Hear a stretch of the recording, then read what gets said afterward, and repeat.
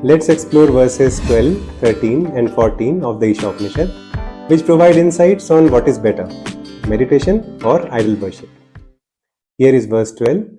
Andham tamah pravishanti ye asambhutim upasate tato bhuya ivate tamo ya u sambhutyamrata. If we are only devoted to unmanifested, asambhutim, we will end up in the dark. But if we are dedicated to only manifested, sambhutim, we will end up in an even deeper darkness. Next is verse 13. Anya devahu sambhavat, some say from the manifested. Anya dahur asambhavat, others say from the unmanifested. Iti shushruma dhiranam ye nastad vichakshire. We have heard from the wise who have taught this to us. And next is verse 14. Sambhutim cha vinasham cha, both manifested and unmanifested. Yas tad vedo bhayam saha, whoever knows both together. Vinashena mrityum tirtva, sambhutyamritam ashnate, gets over death by knowledge of the unmanifested and attains immortality by manifested. So let's first understand what is unmanifested and manifested. We will consider the analogy of a home. The manifested aspect of a home refers to the physical structure, the walls, floors, roof, doors and windows. So when you walk into a house, you can see and touch these visible elements, which represent the physical manifestation, sambhutim, in the material world. On the other hand, the unmanifested aspects of a home corresponds to the blueprint or architectural plan, which is a conceptual design that outlines the specifications and dimensions of the future home. It represents the unmanifested aspect or asambhutim of the home.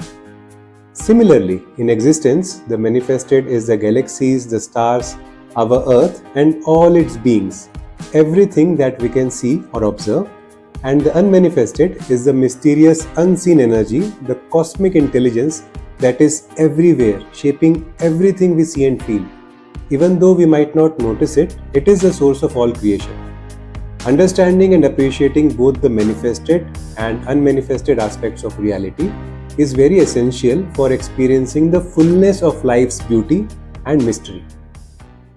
Now, many people keep arguing about idol worship, that is honoring sambhutim, versus meditation, that is honoring asambhutim. Some favor one over the other. So let's try to understand the correct approach from the perspective of these verses. In the journey towards spiritual understanding, every person's path is unique. Everyone has his or her own way of connecting with the divine. For example, imagine a child who may find it very difficult to sit still and meditate, but feels a natural inclination to bow down in front of an idol or participate in rituals and prayers. These forms of worship serve as a simple, easy gateway to the divine, offering a sense of comfort, familiarity and connection. Rituals provide a structured framework through which people can express their devotion and cultivate a sense of spiritual presence. However, as one progresses on the spiritual path, it is also essential to do practices such as meditation that support direct connection with the unmanifested aspects of existence. While meditation may initially seem challenging for some, it offers opportunities for inner growth and self-discovery. With patience, practice and guidance, we can learn to quieten the mind, open the heart and tune ourselves to the bliss that exists within us, thereby deepening our connection with the divine beyond the boundaries of external forms. In this way, both idol worship and meditation are valuable tools on the journey towards spiritual realization. They complement and support each other, offering diverse pathways for individuals to establish a relationship with the divine and awaken to the boundless depths of their own being.